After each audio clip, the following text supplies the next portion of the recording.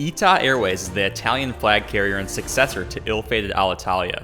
We've covered the ITA long-haul flying experience in depth on this channel, but today we're going to look at what it's like to fly ITA within Europe, testing out one of their newest planes and one of their oldest. In fact, the A330 we flew on has since been scrapped, so this video is dedicated to EI-DIP. May you rest in peace, my friend. Our journey starts at London Heathrow, on the tail end of a week-long Euro trip. And we're not taking a very efficient route back to the US. Before we can head west, we'll have to head 2 hours southeast to the Italian capital, where we'll pick up ITA's A330neo to New York. So I just got dropped off at Terminal 3 by the Hotel Hoppa bus. And now we gotta find our way to Terminal 4, so I'm hoping we can catch an Elizabeth line from the 2 and 3 train station to Terminal 4, so this is what we're gonna try to do right now.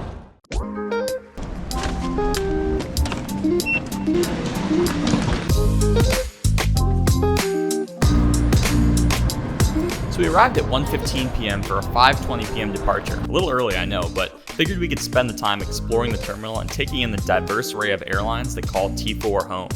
But it turns out ITA doesn't let you drop your bag until 3 hours before departure. And check-in opens at 2:10 p.m. It's now 1:15, so we got 55 minutes to kill. And it turns out there's not a ton to do pre-security at Terminal 4. You got a W.H. Smith, a Cafe Nero, and a restaurant called Copilot that was charging 22 quid for a burger. Yeah, no thanks. I'd rather wait for that free food in the lounge. At 2:10 on the dot, we headed back over to check-in Zone H, where surprisingly there was already a queue, at least for economy. But our business class ticket gave us access to the Sky Priority lane, which is completely empty. Hello, how are you? Good. How many of you? Just one. Just one? On one jet bag. Yeah. I have an overnight layover in Rome. Is it possible to be able to collect my bag in Rome? My final destination is New York tomorrow. Okay, let me check. Yeah. So you want a bag tonight in Rome? Yeah, can I collect it there? And after conversing with her supervisor, she was indeed able to tag the bag to Rome, even though my ticket terminated in New York the following day. Okay, thank you so much. Have a good one. We're connecting in Rome, have an overnight layover there, get in at 9 p.m. tonight, flight tomorrow to New York, doesn't leave until 10:55 a.m. And I'm staying at the airport hotel, obviously. I'm not gonna slum it in the terminal, but it was gonna be really helpful to be able to collect my bag tonight at Rome instead of checking it all the way through New York. And the agent was able to do that for me, which I'm really appreciative of. So, see that bag in Rome. After clearing security, we found ourselves with just about 1.5 hours to poke around T4 before boarding began at 4:10. T4 has a pretty fascinating history. It was constructed back in 1986 as the new home of British Airways long-haul operation. And if you were here in the 90s, you'd probably be boarding a BA 747 or Concorde instead of an ITA A330. But the place suffered from one major flaw, and that was its distance from Heathrow's central terminal area. At the time, most of Heathrow's non-BA flights departed from terminals 1 through 3, which were located between the north and south runway. Passengers connecting onto or from BA long-haul flights had to take a bus, which was an operational nightmare and one of the main reasons BA decided to construct T5 in the mid-2000s. T5 Phase 1 was supposed to open in 2002, but it didn't ultimately open until 2008, but that's a whole nother story. When BA left, T4 underwent a £200 million upgrade to enable it to handle upwards of 45 airlines, primarily SkyTeam members. But today it's home to a hodgepodge of SkyTeam and non-SkyTeam airlines, including China Eastern, ITA, Qatar, Etihad, Malaysia, El Al, and Air Mauritius, among others. As such, there are a litany of lounges here, including the Qatar Lounge, Etihad Lounge, Gulf Air Falcon Lounge, and Plaza Premium Lounge. ITA's business class passengers get access to the Plaza Premium, so that's where we headed next.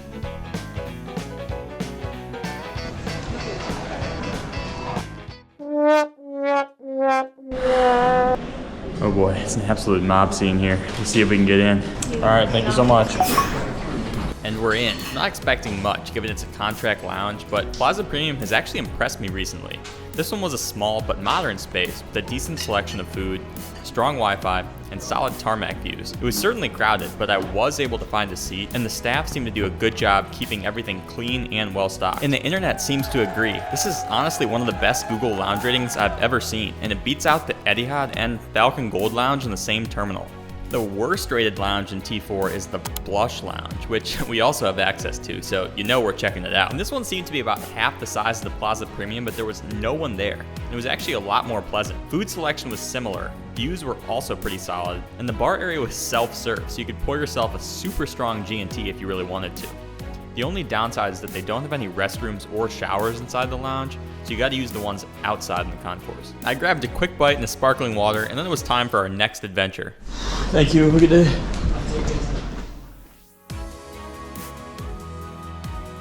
Alright, at this point it's 4:10 and we've been instructed to go to gate, but we're not gonna follow those instructions quite yet.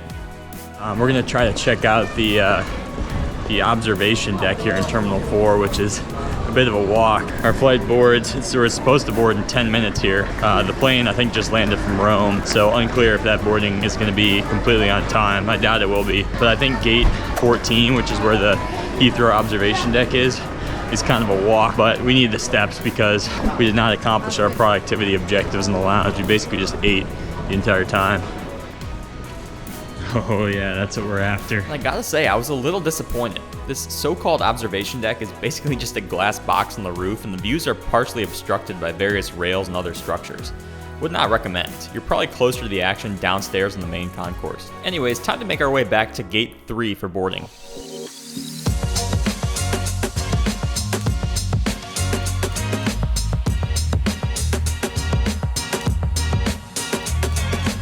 And upon arrival at gate 3, we find our 23-year-old Airbus A330, Echo India Delta India Papa. She's on lease from an Irish company called Castle Lake, so that's why she has the Irish registration. And she's got quite the history, having started her career with budget airline Canada 3000 before they went bankrupt. We offer wide-bodied comfort at a narrow-bodied price. Then spent 3 years flying for Volare Airlines before being transferred to Etihad in 2005. The Italians got her back in 2008. She spent 1 year under the Air One banner, then got the Alitalia paint job in 2009 when the two companies merged. Alitalia launched a new logo and brand image in 2015, so DIP lost her green pinstripe during that time, but since then she hasn't been touched. No ITA livery for this one. Around 4:30 local, it was time to get on board. How are you? Thank you.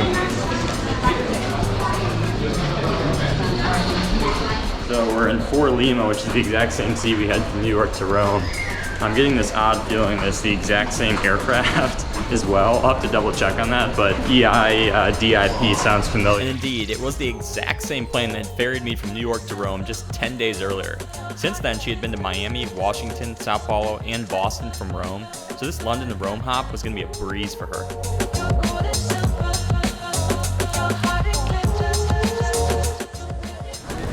Hello, how are you? Hi. Okay. Thank you.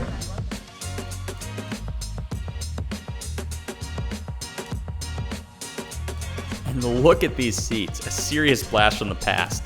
They used to be branded as Magnifica class back in the Alitalia days, but today they're just regular old business class, even though the seats themselves haven't changed. I covered these in depth in my New York to Rome video, so head on over there if you want a deep dive, but for this video, I just want to point out that we didn't get any amenity kit or slippers or bedding, given this was just a short-haul intra-Europe flight. In fact, this flight is typically operated by an A320neo, but ITA switched it last minute, presumably to accommodate stranded travelers, as the ATC system went down earlier in the week, which caused a large number of flights to be canceled. So thank you to the National Air Traffic Service. You officially helped me secure a lie-flat seat for a 2-hour flight. A vast improvement over the standard economy seat you get on the A320neo. I was certainly going to savor every second of it, so I wasn't all too disappointed when it took us almost 25 minutes to taxi over to 27 right for takeoff.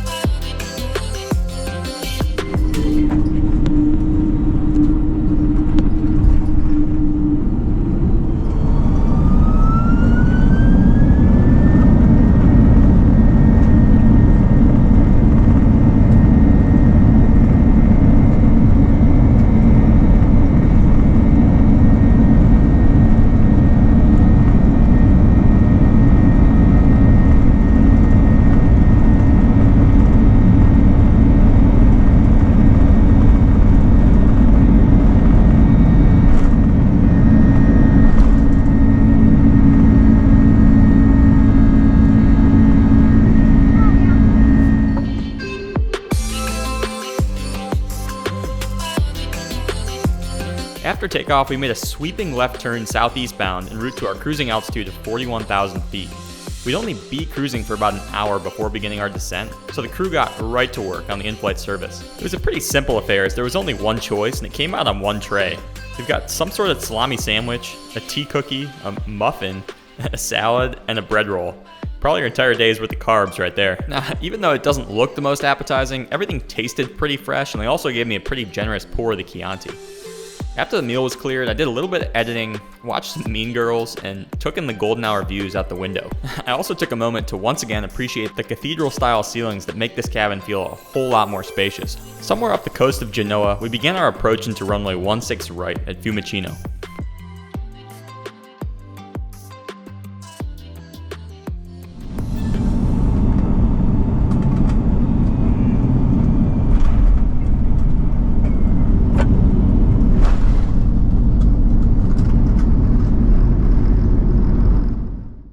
Airways scheduled partners, Mr. Welcome you to Rome.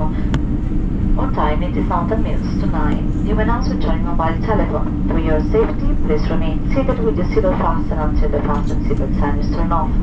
Thank you for flying with ITA Airways, and we look forward to seeing you again on board in the very near future. Arrivederci.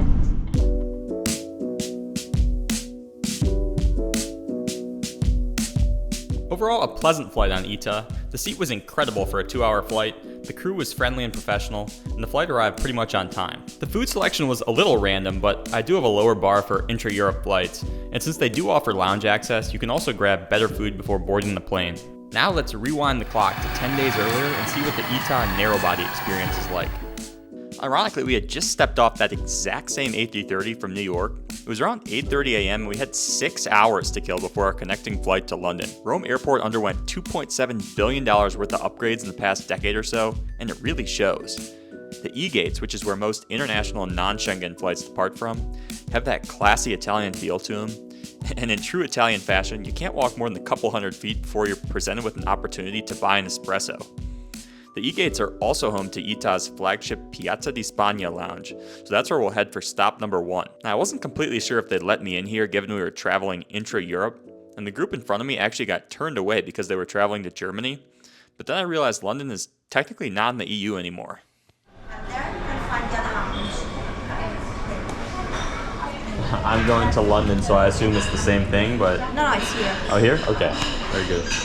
Perfect. Grazie. At this point, I was cooking up a potential plan to hop on an earlier flight, but it turns out ITA only had one flight per day to London at the time. Looks like there's an EasyJet to London, not an ITA.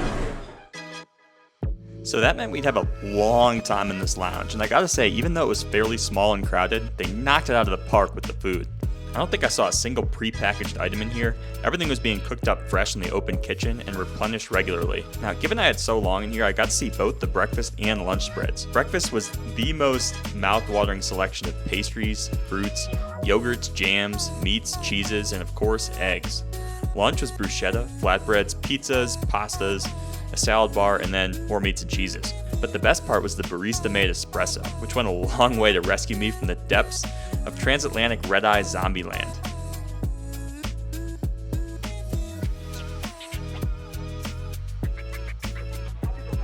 After a couple hours, I decided to venture out and explore the breathtaking new central atrium area that's jam-packed with restaurants, shops, and even more lounge options.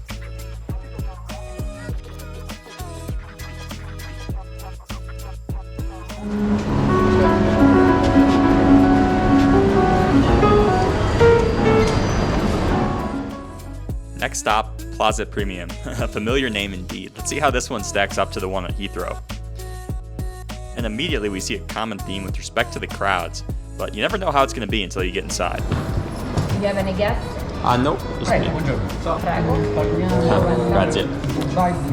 Right off the bat, I noticed this lounge seemed way bigger than the Heathrow one, probably because of the infinitely high ceilings. The place was certainly packed, but had plenty of seating, and there were multiple buffet stations to alleviate some of the congestion. Believe it or not, I actually hadn't eaten anything yet today, so I grabbed a couple plates and went to town.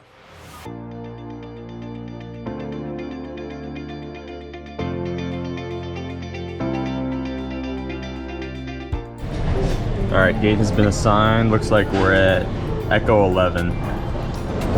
Alright. Echo 11, where are you? I think it's gotta be this way. Yeah, it's this way. It was nice to spend 5 hours in the air-conditioned confines of Rome Airport, but I'm kind of glad that we're not staying here because it's scorching out there. I think it's supposed to be 100 for like the next 7 days straight.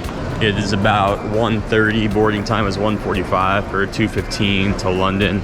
This is ITA's only flight to London, only daily flight to London Heathrow, which I guess is a good indication of how scaled back their service has been.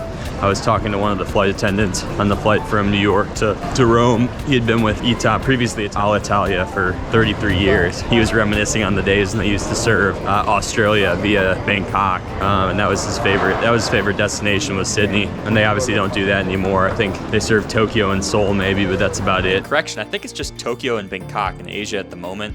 I actually think ITA pulled out of Heathrow and now only operates to London City, though that may change when Lufthansa comes in. Upon arrival at the gate, we sadly don't have any views of our ride for today, but rest assured we'll have some good views going down the jet bridge. In contrast to EI Dip, our plane to London was just 3 months old at the time, having been delivered to ITA in May of 2023. So I certainly was expecting the new plane smell, but it was going to be more of a bare bones seat experience up front. Buongiorno. Grazie. Enjoy your Hi, thank you for your finish. Are you traveling by yourself? I am. Did you check any luggage? I did, yes. Enjoy your flight. Thank you. Thank you. Interesting line of questioning indeed, and I sort of felt like I was being judged for traveling alone, but luckily my answer seemed to pass the sniff test and I was wished a pleasant flight. Oh yeah, we got the new livery, it looks like. This is dope. It's striking blue. Looks like a Neo. So when I booked this flight, I actually wasn't sure if it was going to be a CEO or a Neo because ITA just listed it as an A320. And looking at the flight history, it seemed like most days it was actually operated by the former, which are obviously much older. So I lucked out. And getting closer, those Pratt & Whitney PW1100 engines finally come into focus for us. And while they look extremely elegant, they've caused airlines many a headache over the past year, primarily due to potential manufacturing defects with the fan blades. At any rate, we were oblivious to this flying in August of 2023, so let's get on board. And here's a little fun fact. Most planes have this placard on the inside of the boarding door that shows the aircraft make, model, serial number, and production date. So next time you're boarding a plane, check it out and see what you can find. Buonasera, Buongiorno, benvenuti. So we're in seat 1A today, a window seat on the port side, and you can already see that we'll have a lot less space and privacy than our flight on the 330. ITA's got 9 rows of business class and a 3-3 layout, but the middle seat is blocked, so the cabin seats a total of 36 people. The seat is pretty basic, quite thin, not a ton of cushion, and no adjustable headrest. Although I think ITA has since introduced new interiors on some of their Neos that do feature better looking seats. The legroom is pretty nice since we're in the bulkhead row, and we've got 2 windows, one with the view into the jet bridge. So, once the boarding door was closed, on time by the way, we were able to get a nice time lapse of the decoupling, if you will. While we were pushing back, the captain came on with a nice little welcome message and some information about our flight. Ladies and gentlemen, good afternoon. On behalf of the whole crew, I'd like to welcome you on board this flight, ITA Airways with destination London Heathrow. Just a few information about the flight. Today we expect a flight time of around 2 hours with nice weather conditions en route. And at destination London at the moment we have a temperature of 22 degrees Celsius with cloudy sky. Thank you again for your attention and for choosing us today.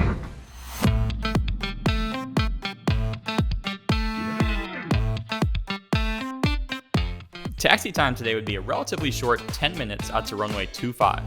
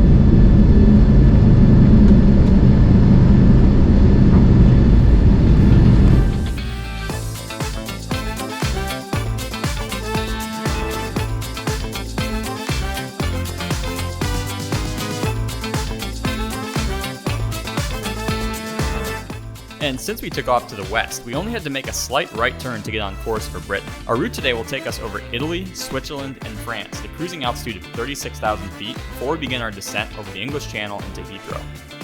And again, given we'd only have a little over an hour at cruise, the crew sprang into action pretty quickly. Service started with a drink and a little bag of rosemary cookies. The rest of the meal was delivered on one tray and consisted of a ravioli, that same muffin thing, a bread roll, a little salad, and a tea cookie. Now, frequent viewers will know that I avoid gluten, but it's definitely the 80-20 rule, and exceptions are certainly made for flights like this. So I did try the ravioli, and I didn't regret it. Towards the tail end of lunch, we were treated to some pretty spectacular views of the Alps. And this would turn out to be one of our only forms of entertainment, as Wi-Fi was not available on this flight. There was no in-seat power either, so definitely plan to bring a power bank if you need to have your devices charged en route. Pretty soon, the English coast was in sight, and we began our approach into runway 27 right at Heathrow.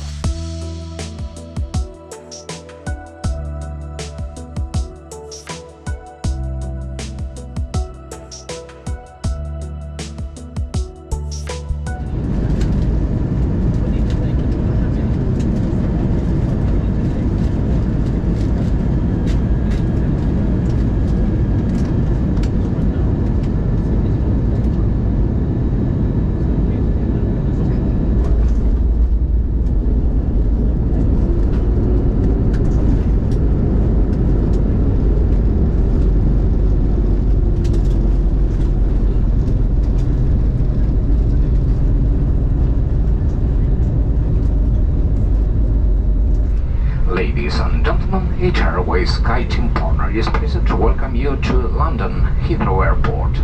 Before scheduled time, it is now 17 minutes to 4 p.m. local time. You may now switch on your mobile telephone. For your safety, please remain seated with your seatbelt fastened until the fasten seatbelt sign is turned off. Thank you for your attention. Alright, as we're making our way over to Terminal 4, let's take a moment to reflect on these two short-haul flights with ITA in their European business class. As always, we start with price, which is admittedly a little hard to estimate since these were booked as part of a broader long-haul itinerary, but I can say with confidence this trip as a whole was probably the best deal of my life, as I paid just under $1,600 for the round trip from New York to London via Rome. If you allocate the cost by flight distance, the short-haul legs came out to $275 round trip. Not bad considering you're unlikely to find fares under $500 if you're booking London to Rome on its own. Now, would I choose ITA over a British Airways? Yeah, probably if they were priced similarly. ITA now flies an A320 between London City and Rome, and those planes are equipped with all the modern comforts such as fast Wi-Fi and in-seat power. When it comes to service, I think it could go both ways. BA has been pretty consistent, but with ITA, the Italian hospitality is hard to beat. In terms of ground game, I personally thought ITA had a great lounge in Rome and a serviceable experience in London. BA's lounges are bigger and arguably better places to hang out, but they don't have the handcrafted pizzas or barista espressos, so it just depends on what you value most. From a seat perspective, certainly don't expect a lie flat seat, as I lucked out big time for that one-off A330 flight. Nowadays, ITA's A220 is probably slightly more comfortable given the seats are marginally wider and newer. If you're on an A320 to another European destination, you'll probably get something similar to what I did on AZ204. So as we pull up to the gate on time here at Terminal 4, that's the ITA short-haul experience for you. Well, at least how it was in 2023. But ITA still operates both those configurations, so hopefully the information was somewhat useful as you're considering whether to fly with them in the future. As always, thanks for coming along with me today, and I wish you the safest and happiest of travels wherever your journeys may take you. So long from London.